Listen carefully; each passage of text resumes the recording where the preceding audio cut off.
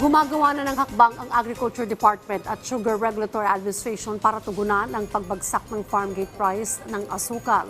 May report si Clazel Cordilla. Rise and shine, Clazel. Magpapasko na pero imbes na masaya, umaaray ngayon ang ilang grupo ng sugarcane farmers o magtutubo. Bumagsak na kasi ang farm gate price ng asukal.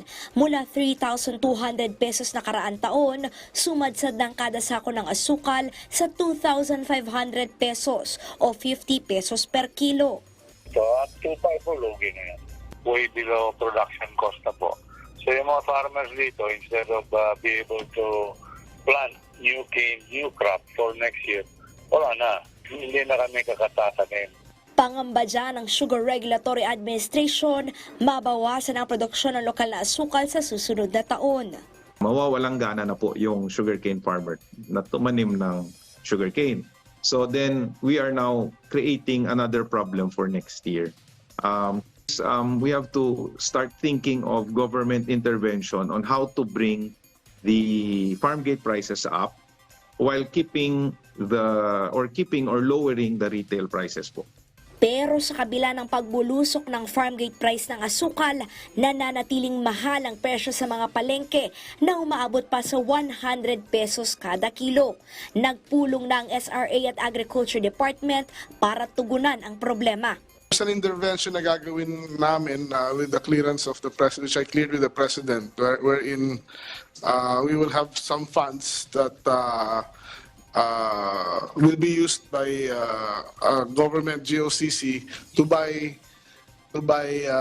sugar from the farmers at a higher price. Then we will sell it at a lower price kasi somewhere down there's somebody profiteering. Dati nang ginawa ng National Food Authority ang pagbili ng asukal sa mga magsasaka at pagbibenta sa mga consumer.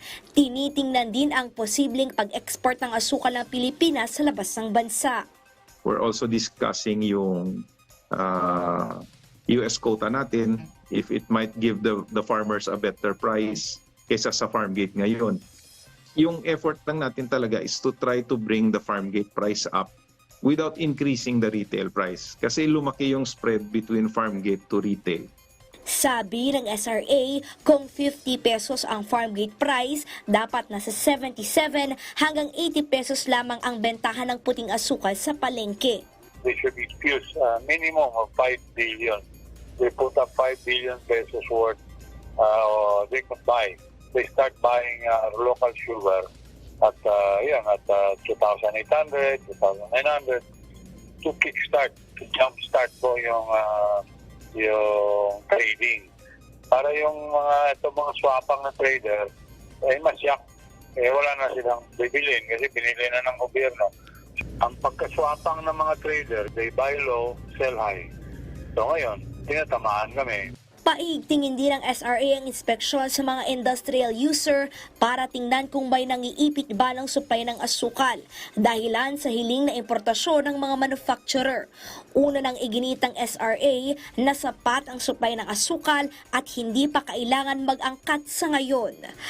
Clazel Cordilla para sa Morning Show ng Bayan, Rise and Shine Pilipinas.